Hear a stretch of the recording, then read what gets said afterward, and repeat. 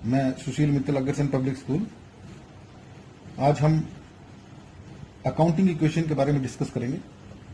थोड़ा सा अब आपका प्रैक्टिकल्स शुरू हो गए हैं, तो थोड़ा सा आपके लिए जरूरी है कि आप इसमें थोड़ा सा ज्यादा इन्वॉल्व हों, क्योंकि थ्योरी तो लर्न भी की जा सकती है, पर प्रैक्टिकल्स की जो है अंडरस्टैंडिंग बहुत जरूरी है। इसलिए इसके अंदर इसके प्रैक्टिकल्स आप जितने मैक्सिमम कर सकते हैं वो प्रैक्टिकल्स आप जरूर सॉल्व करें। आज हम कम से कम ज्यादा नहीं तो 8-10 एग्जाम्पल्स के बारे में डिस्कस कर देंगे और उनसे आपको जो है काफी कुछ समझ में आ जाएगा। अकाउंटिंग इक्वेशन में, जैसे इसका नाम ही है अकाउंटिंग इक्वेशन, नॉर्मली जो अकाउंटिंग इक्वेशन होती है उसके अंदर total assets is equal to capital plus outside liability, हम इस चीज को इंक्लूड करते हैं। पर यहां पे हम अकाउंटिंग इक्वेशन को डिस्कस करने से पहले इसकी बैलेंस शीट के बारे में डिस्कस करेंगे। इस बैलेंस शीट को हम balance sheet in T forms भी बोलते हैं। और बैलेंस शीट में आपको पता है बेटे, बैलेंस शीट जो है हमारी किसी भी बिजनेस ऑर्गेनाइजेशन की पोजीशन के बारे में, एक पर्टिकुलर टाइम ऑफ पीरियड पे क्या पोजीशन है, उस पोजीशन के बारे में हमें बताती है। पोजीशन का मतलब क्या है भी, कितनी एसेट्स है और उन एसेट्स को खरीदने के लिए, उन एसेट्स को यूज करने के लिए हमने कितनी कैपिटल खर्च की है, या फिर क्या हमने बाहर से पैसा कोई उधार लिया हुआ है, उसके बारे में हमें जो है यहां से वो पोजीशन के बारे में पता चलता है। यहां पे इसकी एसेट साइड में जब हम बैलेंस शीट बनाएंगे तो बैलेंस शीट हम टी फॉर्म में इस तरीके से बनाएंगे जैसे मैंने परफॉर्मा बनाया हुआ है। इसकी लेफ्ट हैंड साइड में लायबिलिटीज आती है और राइट हैंड साइड में एसेट्स लिखी जाती है। एसेट्स वो होती है, ये हम पहले भी वेरी फर्स्ट लेक्चर में हमने डिस्कस किया था भी एसेट्स क्या होती है और लायबिलिटीज क्या होती है।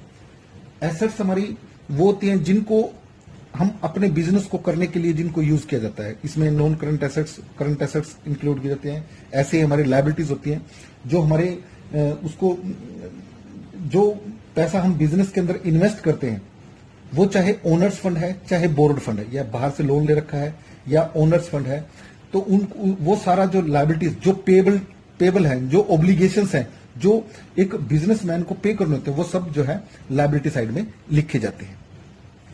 यहां पे एसेट साइड में हम इसकी जो है कैश इन हैंड मोस्टली जो इंक्लूड करते हैं, cash at bank,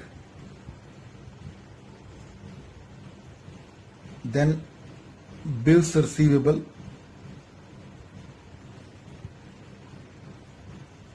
fixed assets. यहां पे फिक्स्ड एसेट्स के बारे में पता होना चाहिए आपको, क्योंकि एसेट्स दो टाइप की होती हैं, करंट एसेट्स और नॉन करंट एसेट्स।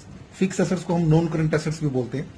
ये वो एसेट्स होती हैं जो हमें बिजनेस करने में हमारी हेल्प करती हैं, जिनको हम जो परचेज करते हैं वो रीसेल के लिए नहीं करते। अगर हम रीसेल के लिए परचेज करते हैं तो उनको हम गुड्स बोलते हैं। ये एसेट्स हमारे बिजनेस करने में हमारी हेल्प करती हैं। इसके अंदर हम जैसे बिल्डिंग, मशीनरी,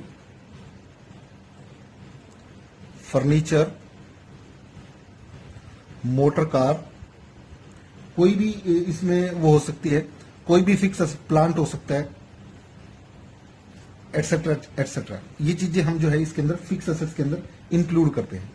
और हम करंट एसेट्स के अंदर क्या इंक्लूड करते हैं, जैसे डेटर्स। डेटर्स वो होते हैं जिनको हमने उधार में माल बेचा होता है, जिनसे हमने पैसा लेना होता है, वो डेटर्स के अंदर इंक्लूड किए जाते हैं।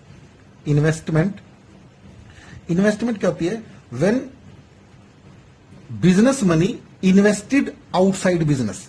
जब हम अपने बिजनेस के पैसे को अपने बिजनेस में इन्वेस्ट ना करके हम उसको आउटसाइड बिजनेस, कोई सिक्योरिटी परचेज करके या कोई किसी कहीं और कोई बिल्डिंग खरीद ली, कोई मशीनरी खरीद ली जो बिजनेस के उसके लिए नहीं, वैसे हमने पैसा जो है इन्वेस्टमेंट कर दिया, उसको हम इन्वेस्टमेंट बोलते हैं। और इसके अंदर कुछ चीजें और इंक्लूड की जाती हैं, जैसे लोन टू। लोन, यहां पे देखिए दो टाइप के लोन होते हैं। एक होता है लोन फ्रॉम। लोन फ्रॉम का मतलब है जो बिजनेसमैन ने लोन लिया हुआ है, जिसके ऊपर वो इंटरेस्ट पे करता है। एक होता है लोन टू। लोन टू का मतलब क्या होता है, जब बिजनेसमैन ने किसी को एज ए लोन बिजनेस का पैसा जो है ब्याज पे किसी को दिया है, उसको हम लोन टू बोलते हैं। और इसके अंदर हम इंक्लूड करते हैं प्रीपेड एक्सपेंसेस, ये भी हमने डिस्कस किया था। प्रीपेड एक्सपेंसेस क्या होते हैं? These are those expenses which are paid in current year but the benefit of these expenses will be but they are benefited in next year, जिनका फायदा हमें जो है नेक्स्ट ईयर, जो सर्विसेज जो है वो हम नेक्स्ट ईयर में लेते हैं। और एक आता है इसमें accrued income. Accrued income, accrued income क्या होती है? वो इनकम जो हमने कमा ली है पर जो अभी तक हमें रिसीव नहीं हुई है, इस करंट ईयर में हमें जो है रिसीव ना हुई हो। ऐसी कुछ इनको एसेट्स में लेते हैं। ऐसे ही लायबिलिटी साइड में इसमें आता है, लायबिलिटी साइड में आते हैं हमें क्रेडिटर्स। क्रेडिटर्स क्या होते हैं? जो माल हमने उधार में लेकर, यानी जिन लोगों के हमने पैसे, जो हमारे सप्लायर्स हैं जिनके हमने पैसे देने होते हैं, उनको हम क्रेडिटर्स बोलते हैं। बैंक लोन, जैसे लोन, इसको लोन फ्रॉम बैंक भी बोलते हैं। लोन फ्रॉम बैंक या बैंक लोन का मतलब क्या है? हमने बैंक से, यानी बिजनेसमैन ने बैंक से लोन ले रखा है, बिजनेस के लिए लायबिलिटी है, बिजनेस के लिए पेबल है वो चीज। बैंक ओवरड्राफ्ट, बैंक ओवरड्राफ्ट जिनके ये करंट अकाउंट्स होते हैं उनको ये फैसिलिटी मिलती है, जितना उनका बैंक में पैसा जमा है वो उससे ज्यादा पैसे जो है निकला, उनकी एक लिमिट फिक्स होती है। बिल्स पेबल, उसके बाद आउटस्टैंडिंग एक्सपेंसेस, और देन प्री रिसीव्ड इनकम, इनके बारे में हम डिस्कस कर चुके हैं। ये कुछ इसकी लायबिलिटी साइड है। और ध्यान रखना, जब भी टी फॉर्म में ये बैलेंस शीट बनाई जाएगी, इसकी दोनों साइड का टोटल जो है वो इक्वल आएगा। अगर इक्वल नहीं आ रहा तो कहीं ना कहीं गड़बड़ है। इसको हम balance sheet in T forms भी बोलते हैं, तो इसको भी आपने जो है ध्यान रखना है। अब हम बात करते हैं अकाउंटिंग इक्वेशन की। अकाउंटिंग इक्वेशन क्या होती है बेटे? अकाउंटिंग इक्वेशन नॉर्मली क्या होता है? टोटल एसेट्स जो होती हैं, टोटल एसेट्स को हम, total assets is equal to, जैसे इक्वेशन, इक्वेशन का मतलब है इक्वल से पहले, यानी जैसे तराजू होता है, तराजू के दो होते हैं, दोनों तरफ जो इक्वल आता है, ऐसे ही total assets is equal to capital plus outside liability. यानी जितनी भी हमारी एसेट्स हैं, उन एसेट्स की हेल्प, जितनी भी कैपिटल लगाई है या आउटसाइड लायबिलिटी है, जो हमारी लायबिलिटीज है, जो हमारे पेबल हैं, जो हमारे पे, उन सबको जोड़ के हमने जो है एसेट्स जो है वो परचेज किए। एसेट्स को हम उसमें नॉन करंट और करंट एसेट्स में यूज करते हैं। लायबिलिटीज भी हमारी नॉन करंट और करंट लायबिलिटीज के अंदर इंक्लूड की जाती है। और ये इक्वेशन दोनों साइड टोटल जो है वो हमेशा बराबर आता है। अगर बराबर नहीं आ रहा है तो कुछ ना कुछ हम गड़बड़ कर रहे हैं। इसमें क्या करते हैं हम? टोटल एसेट्स के अंदर हम क्या इंक्लूड करते हैं? जैसे कैश, बैंक, ये देखिए इसमें टोटल एसेट्स के अंदर cash, cash at bank, bills receivable, building, furniture, investment, debtors, prepaid expenses, machinery, marketable securities, loan to, यानी जितनी भी एसेट्स हैं उनको हम टोटल एसेट्स के अंदर इंक्लूड करते हैं। इसके अंदर हमारी करंट एसेट्स भी आती हैं और नॉन करंट एसेट्स भी आती हैं। ऐसे ही लायबिलिटीज के अंदर, लायबिलिटीज में मैंने बताया था दो टाइप की लायबिलिटीज होती है हमारी, एक लॉन्ग टर्म, एक शॉर्ट टर्म, यानी नॉन करंट लायबिलिटी और करंट लायबिलिटीज। और उसके अंदर हम ओनर्स फंड और बोरोड फंड। ओनर्स फंड क्या होता है? जो मनी बिजनेसमैन ने अपने बिजनेस को करने के लिए अपने जो पैसा इन्वेस्ट किया हुआ है, जो पैसा लगाया हुआ है, उसको हम कैपिटल बोलते हैं। और बोरोड फंड क्या होता है? जो बिजनेसमैन ने बिजनेस करने के लिए पैसा बाहर से उधार लिया हुआ है, उस बिजनेस की हेल्प के लिए पैसा जब वो उधार लेता है तो उसको हम बोरोड फंड बोलते हैं। आउटसाइडर एक्सटर्नल लायबिलिटीज भी बोलते हैं इनको। इसके अंदर हम क्या इंक्लूड करते हैं? जैसे creditors, bank loan, bank overdraft, bills payable, outstanding expenses और अनअर्न्ड इनकम, इसको प्री रिसीव्ड इनकम भी बोलते हैं। ये सारी हमारी जो है लायबिलिटीज है, इनको हम जो है लायबिलिटी साइड में जो है लिखा जाता है। तो इस तरीके से हमें जो है, अगर हमें एसेट्स और लायबिलिटीज का पता है तो उसके बाद हमारे लिए अकाउंटिंग इक्वेशन बनाना जो है थोड़ा सा आसान पड़ जाता है। अब हमने अकाउंटिंग इक्वेशन किस तरीके से बनानी है? अकाउंटिंग इक्वेशन में ध्यान रखना, हर एक ट्रांजेक्शन के कम से कम दो इफेक्ट जरूर होंगे। वो दो इफेक्ट दोनों के दोनों एसेट साइड में हो सकते हैं, दोनों के दोनों इफेक्ट लायबिलिटी साइड में हो सकते हैं। ये भी हो सकता है एक इफेक्ट एसेट्स में हो तो दूसरा लायबिलिटी में होता है। और ये भी हो सकता है, ये चीज हमें जो है अंडरस्टैंड करनी पड़ेगी भी वो इफेक्ट उसके कहां कहां हो रहे हैं और कितने इफेक्ट है। उन इफेक्ट्स को हमने टोटल एसेट्स और लायबिलिटीज के अंदर शो करने हैं। और हर एक इक्वेशन को हमने हर एक ट्रांजैक्शन के बाद जो है उसको इक्वलाइज करके देखते हैं। अगर तो इफेक्ट दोनों साइड टोटल बराबर आ रहा है, इसका मतलब क्या है, हमने ट्रांजैक्शन जो है वो ठीक तरीके से ट्रांजैक्ट किया है, नहीं तो कुछ ना कुछ हम गड़बड़ करके आ चुके हैं। अब हम ये बताते हैं भाई आपको ये जो अकाउंटिंग इक्वेशन है ये आपने बनानी किस तरीके से। ध्यान रखना बेटे, जब भी प्रैक्टिकल क्वेश्चंस करो आपके पास स्केल और साथ में पेंसिल होनी बहुत जरूरी है। जो परफॉर्मांस, जब तक आप परफॉर्मांस नहीं प्रॉपरली बनाओगे आपको मार्क्स जो है अलॉट नहीं किए जाएंगे, क्योंकि ये आपका बेसिक्स है। और अगर आपको इस तरीके से आदत पड़ गई कि प्रॉपरली आप जो है अकाउंट्स मेंटेन करें और प्रॉपरली उसके परफॉर्मेंस शो करें, तभी आप जो है प्रॉपरली क्वेश्चन को कर पाओगे। अब देखिए हम अकाउंटिंग क्वेश्चन का परफॉर्मा कैसे बनेगा। सबसे पहले आप देखो, इसको हम इस तरीके से रजिस्टर को वो करेंगे, क्योंकि अकाउंटिंग क्वेश्चन थोड़ा सा हमारा इसमें वाइडर सा वो है, तो इसलिए हमने जो है इसको इस तरीके से लैंडस्केप में जो है हमने इसको लिया है। और इसमें देखिए मैंने एक परफॉर्मा बना के दिखाया है। ये परफॉर्मा जो है स्केल से और पेंसिल से आपने जो है प्रिपेयर करना है। सबसे पहले सीरियल नंबर लिखोगे। सीरियल नंबर यानी transaction number 1, transaction number 2, transaction number 3, जो भी ट्रांजैक्शन नंबर होगी, ABC है, 1 2 3 है, उसको आप उसके हिसाब से ट्रांजैक्शन लिखोगे। उसके बाद हमने कॉलम बनाया है, कैश का कॉलम अलग से बनाया है, बैंक का कॉलम अलग से बनाया है, फिक्स एसेट्स का अलग से बनाया है, डेटर्स का अलग से बनाया है। आगे हमने 2-3 कॉलम ब्लैंक छोड़ दिए। ब्लैंक छोड़ने का मतलब क्या होता है, कई बार क्या होता है जब हम स्टेटमेंट पढ़ते हैं तो हमें समझ में नहीं आता, उस कोई ट्रांजैक्शन ऐसी हो सकती है जिसका इफेक्ट, ये जो हमने कॉलम्स बनाए हैं इन कॉलम्स के अलावा अलग से कॉलम बनाना पड़ सकता है। तो इसलिए हमने जो है ये ब्लैंक, ताकि बाद में हमें जो है दिक्कत ना आए, इसलिए हम जो है इनके कुछ कॉलम्स जो है ब्लैक में रखते हैं, ब्लैंक रखते हैं। आपको चाहिए कि पहले स्टेटमेंट को अच्छी तरह से प्रॉपरली स्टडी करें, उसके बाद कॉलम्स जो है वो प्रिपेयर करें। मोस्टली जो है 7 या 8 कॉलम जो है आपके एसेट साइड में और आगे 4 या 5 कॉलम जो है वो लायबिलिटी साइड में होने चाहिए। इस तरफ देखिए ये मैंने इक्वल का निशान डाला हुआ है। इक्वल से पहले हमारी टोटल एसेट्स आई है। टोटल एसेट्स यानी आपकी टोटल एसेट्स जो है वो लेफ्ट साइड में और कैपिटल प्लस आउटसाइड लायबिलिटी ये आपकी क्रेडिट साइड में यानी राइट साइड में जो है होनी चाहिए। अब देखिए जो भी ट्रांजैक्शन होगी उसका इफेक्ट हम देखेंगे, जिस साइड उसका इफेक्ट होगा उस साइड हम उसका इफेक्ट लिख देंगे। इसको हम एक एग्जांपल से करने की कोशिश करते हैं। जरा ये एग्जांपल देखिए इस तरीके से। आपकी ये डीके गोयल की बुक है। डीके गोयल की बुक में ये 6 चैप्टर है और इस चैप्टर के अंदर आपको जो है इसके एग्जाम्पल्स दिए हैं। आज इसके आप कम से कम 8 एग्जाम्पल्स जो है वो जरूर करके देखेंगे। मैं एक 7th एग्जाम्पल जो है इसको आपको जो है वो 7th एग्जाम्पल को जो है मैं एक बार करके दिखा देता हूं। अब यहां पे देखिए ये कुछ ट्रांजैक्शंस दी हुई हैं आपको।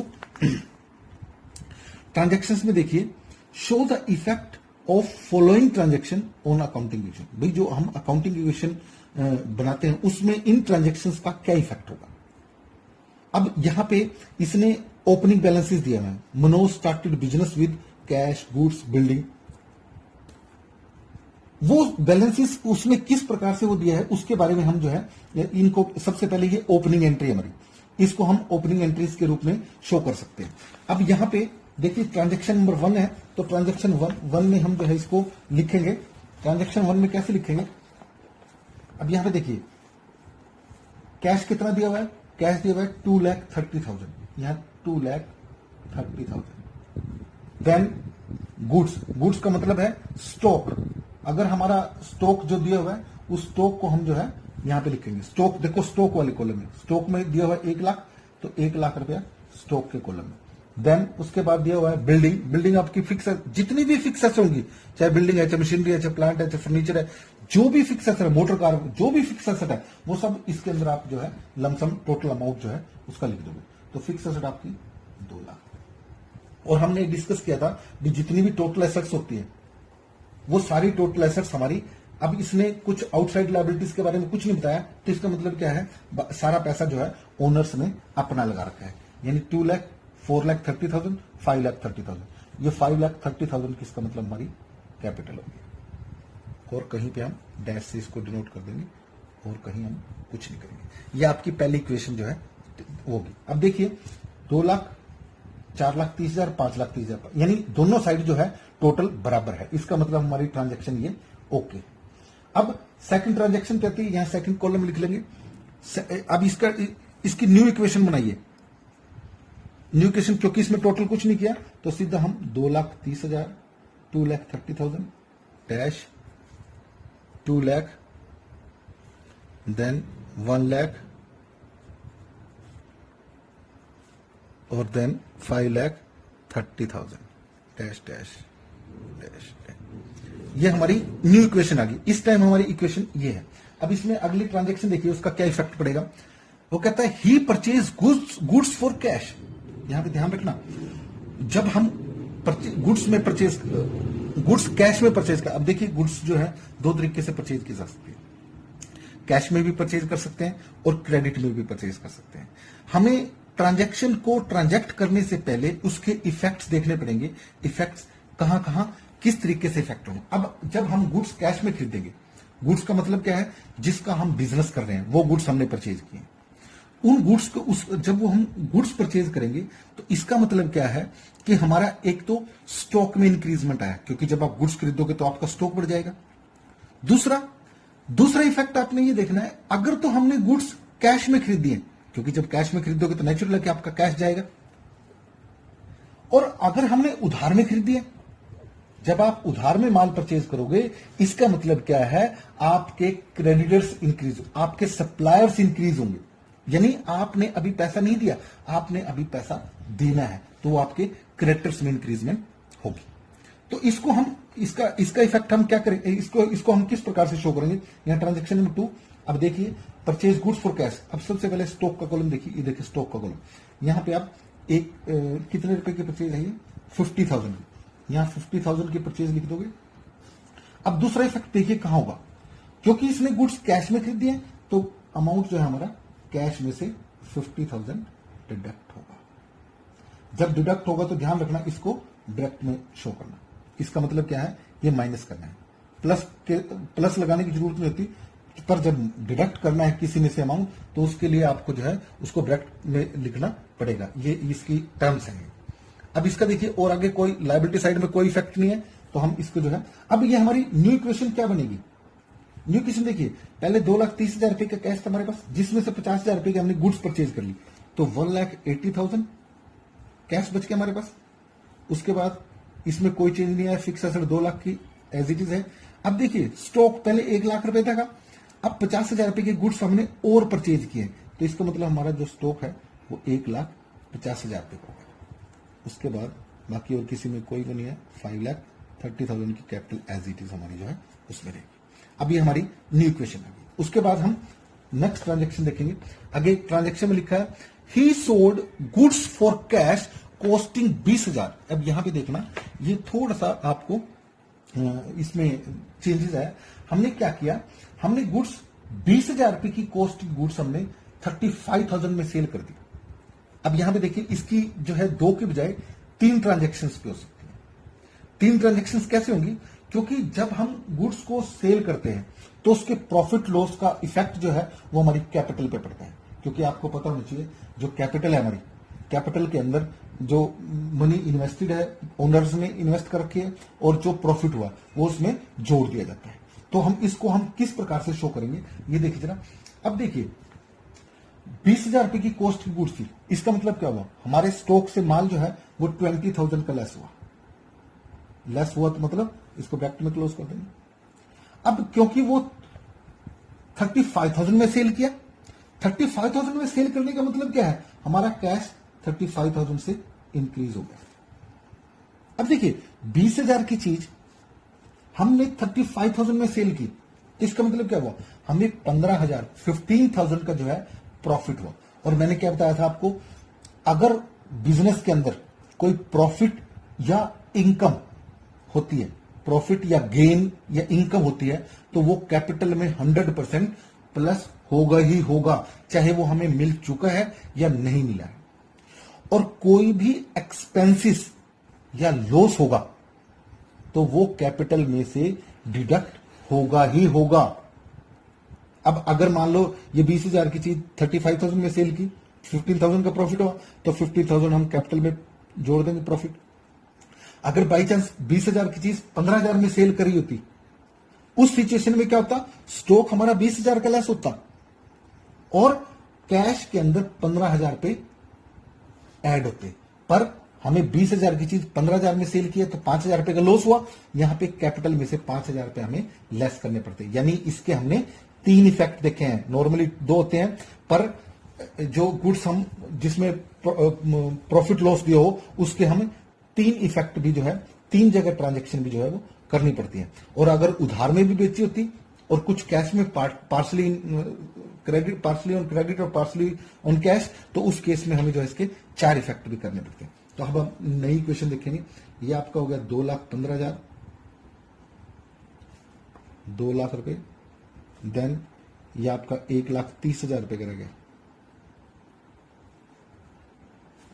उसके बाद ये हो गया 5,45,000 और कहीं कोई शक। अब अगला नेक्स्ट देखिए, इसमें क्या कहता है, ही परचेज गुड्स फ्रॉम राहुल 55,000। अब देखिए यहां पे उसने लिखा है गुड्स परचेज की राहुल से। राहुल से जब गुड्स परचेज करेगा, अब उसने ये नहीं दिया हुआ भी उसने कैश में खरीदी या क्रेडिट में खरीदी।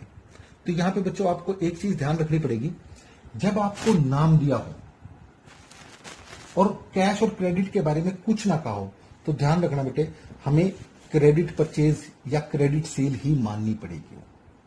अगर परचेज की है तो क्रेडिट परचेज और सेल की है तो क्रेडिट सेल माननी पड़ेगी। पर अगर लिखा होता goods purchase from Rahul for cash, तो हमें फिर राहुल का से कोई लेना देना नहीं था, वो हमारी कैश परचेज मानी जाती। अब क्योंकि इसमें नेम दिया हुआ है तो इसका मतलब क्या हुआ कि ये हमने उधार में परचेज किया है। अब जब उधार में गुड्स परचेज करोगे तो इसके इफेक्ट्स देखिए कहां कहां होंगे। सबसे पहले तो हमारा 55,000 का स्टॉक में इंक्रीजमेंट आ जाएगा। देखिए स्टॉक के कॉलम में हमने 55,000 इंक्रीज कर दिया। और क्योंकि राहुल से उधार में परचेज किया है, तो आप इस तरफ आइए, क्रेडिटर्स में हमें 55,000 का इंक्रीजमेंट हो गया। ठीक है, अब इसको देखिए, अब इक्वेशन, नई इक्वेशन देखिए, 2,15,000, 2 लाख, 1 लाख, ये हो गया आपका 1,85,000। उसके बाद इज इक्वल टू 5,45,000 और 55,000। अब आप इस इक्वल से इस साइड का और इक्वल से दोनों साइड का टोटल करके देखोगे तो वो इक्वल आना चाहिए। अगर इक्वल नहीं आ रहा तो इसका मतलब कुछ ना कुछ गड़बड़ करके आ चुके। तो इस तरीके से कि आपने जो है एक ट्रांजेक्शन हर टाइम, हर बार जो है ट्रांजेक्शन को इक्वलाइज करना है और देखना है भी आपने इफेक्ट्स आपके सही है नहीं है। उसके बाद देखिए, he sold goods to Varun. अभी देखिए वरुण को माल बेचा उसने, नेम दिया हुआ है, तो इसका मतलब ये क्रेडिट परचेज है।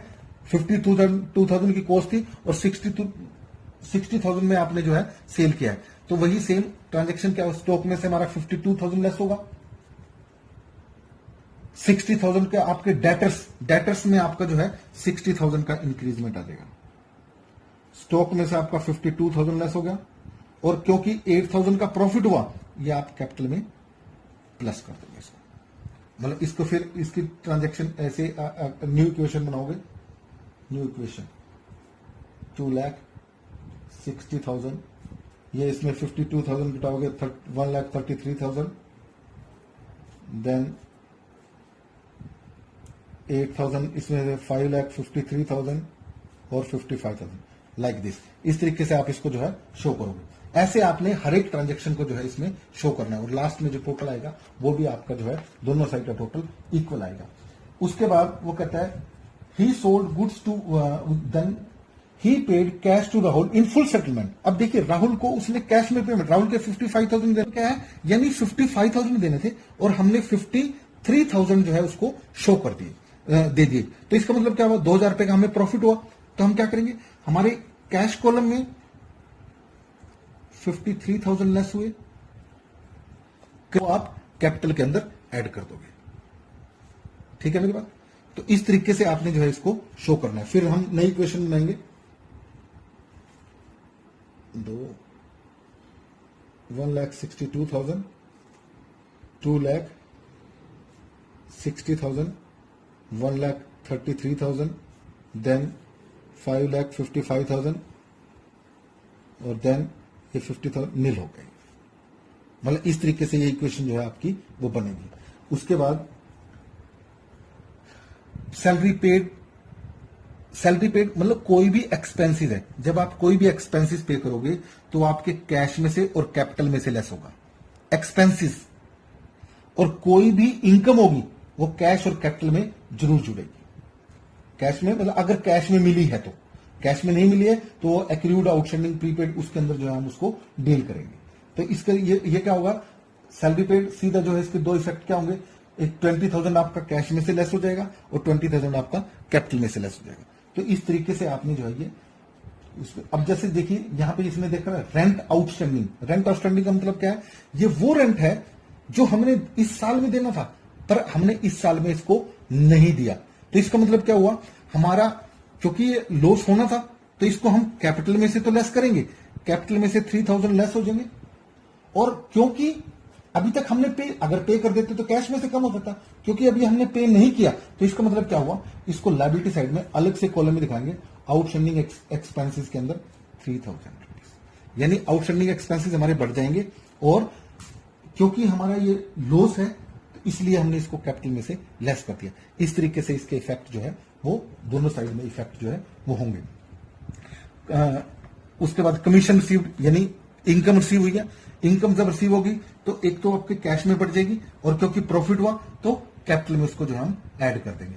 और उसके बाद लिखा amount withdrawn by him for personal use, यानी पर्सनल यूज के लिए जब अमाउंट विड्रॉ किया जाता है तो उसको हम ड्रॉइंग्स बोलते हैं। और ड्रॉइंग्स को हम क्या करेंगे, कैश में से लेस कर देंगे और उसके बाद उसको कैपिटल में से लेस कर देंगे। देन उसके बाद कहता है डेप्रिसिएशन चार्ज ऑन बिल्डिंग। अब किसी भी उस पर जब डेप्रिसिएशन चार्ज की जाएगी तो उसके अंदर जो है कैश की कोई ट्रांजैक्शन नहीं होती, तो हम क्या करेंगे, एक तो इसको फिक्स एसेट्स में से ये 10,000 को फिक्स एसेट में से लेस कर देंगे और उसके बाद इसको हम क्योंकि हमारा लॉस है तो इसको हम कैपिटल में से लेस कर देंगे। इस तरीके से हमें जो है इसकी इक्वेशन जो है वो पूरी तरीके से करनी पड़ेगी। बाकी हम नेक्स्ट टॉपिक में भी अकाउंटिंग इक्वेशन को डिस्कस करेंगे। Thank you.